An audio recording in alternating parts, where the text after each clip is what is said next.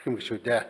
Монгол Улсын засгийн газараас 2017 оны 12 дугаар сарын 13-ны өдөр Улсын хурлын өргөн мэдүүлсэн гайлын албан дотроос чөлөөлөх тухай хуулийн төслийн үзэл баримтлалыг хэлэлцэх хэсэг асуудлыг Улсын хурлын чуулганы 2017 оны 12 дугаар сарын 21-ний өдрийн нэгдсэн чуулганаар нэгдсэн хурлаанаар хэлэлцээд анхны хэлэлцүүлэх бэлтгүүлгээр төсвийн байнгын ороонд шилжүүлсэн билээ.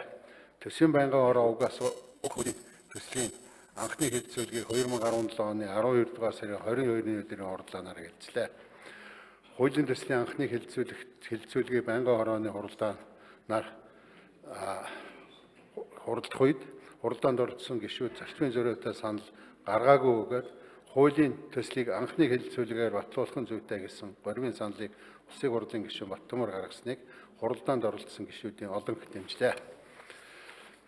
Хууль батлагдвал баруун бүсийн эрчим хүчний систем компани Оросын холбооны улс болон бүгд найрамдах Катард улсаас импортлж байгаа цахилгаан эрчим хүчийг 2020 оныг дуустал гайлын албан татвараас чөлөөлөх юм а.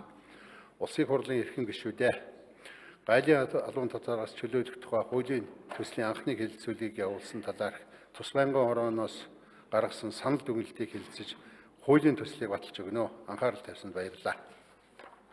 Баттомор гишүүнд баярлалаа.